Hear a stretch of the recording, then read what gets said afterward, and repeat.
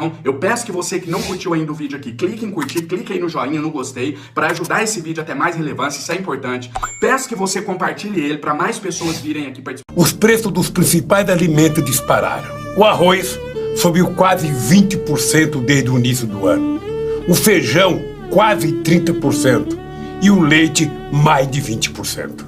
Alguns produtos de primeira necessidade desapareceram do supermercado. Tudo indica que os preços continuarão subindo nos próximos meses. É a face mais cruel do terrível fantasma da fome rondando de novo os lares de milhões e milhões de brasileiros. Há poucos dias, o IBGE divulgou os números de 2018 sobre a insegurança alimentar no Brasil.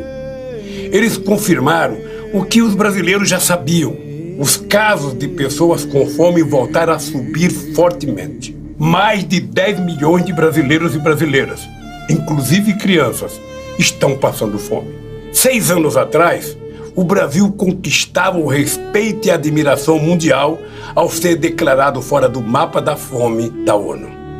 Depois do golpe contra a presidenta Dilma, o país deu marcha ré. Os golpistas mergulharam nosso país num poço sem fundo. Por isso é imperioso manter o auxílio emergencial de R$600 enquanto durar a pandemia.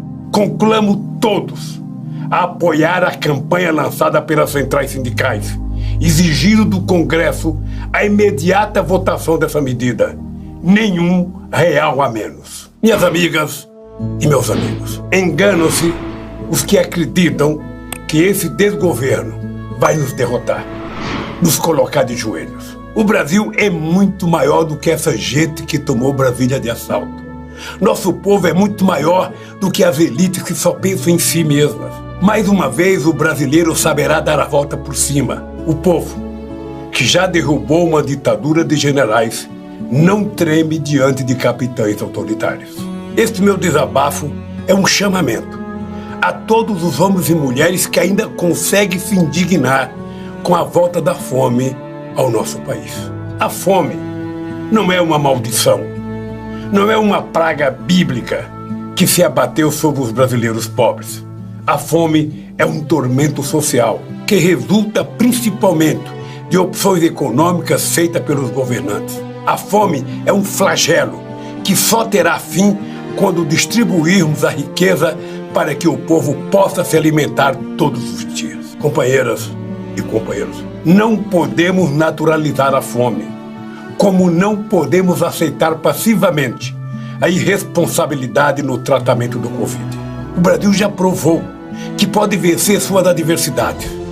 Vamos outra vez juntar forças para reconquistar a democracia, vencer o Covid, o desemprego e a fome.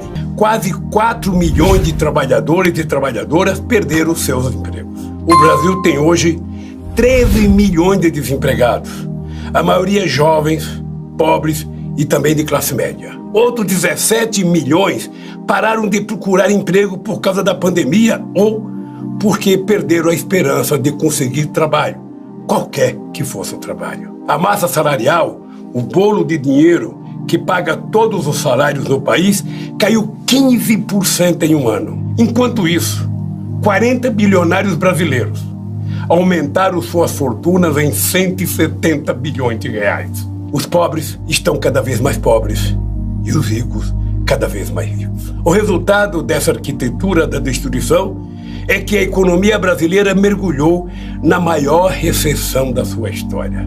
Dentro desse quadro dramático, Bolsonaro disparou um tiro de misericórdia contra os pobres e reduziu pela metade o valor do auxílio emergencial. O feijão, outro produto básico da mesa dos brasileiros, deixou de ter estoques reguladores há 3 anos. Desmantelaram os estoques públicos e desmontaram os principais programas de incentivo à agricultura familiar, responsável pela produção de grande parte dos alimentos que vão à mesa dos brasileiros. A destruição da estrutura alimentar não parou aí. O Programa de Aquisição de Alimentos, inovação brasileira adotada mais tarde em quase todos os países da América Latina, chegou a investir 1 bilhão e 200 milhões de reais na compra de alimentos da agricultura familiar, beneficiando de um lado os produtores E de outro lado, a população vulnerável. Na proposta orçamentária para o ano que vem, este valor vai sofrer uma redução de 90%,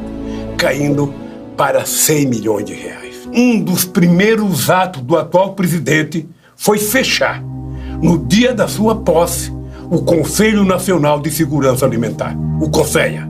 O resultado não poderia ser outro. A fome voltou a crescer no país. Minhas amigas e meus amigos, o aumento da fome no Brasil, em grande medida, é resultado do gravíssimo quadro do desemprego. Não são números do PT, são números da ONU. É inaceitável que no Brasil tantos homens e mulheres e crianças não tenham o que comer. Afinal, somos um dos maiores produtores de alimentos do mundo. Este ano, a safra de grãos deve bater novo recorde. 257 milhões de toneladas. Ou seja, produzimos mais de 1 tonelada por habitante. O suficiente para que cada brasileiro tivesse acesso a 3 quilos de grãos por dia. O agro pode ser pop, como diz os caríssimos anúncios na televisão, mas não resolve o problema da fome. Repito, mais de 10 milhões de brasileiros não têm o que comer.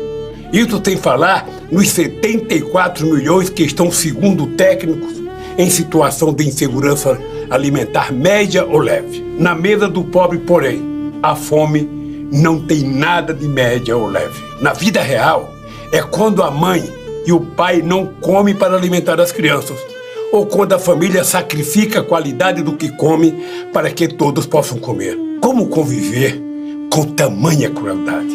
Meus amigos e minhas amigas, por muito tempo, décadas e séculos, a fome foi tratada como parte integrante da vida dos pobres no Brasil.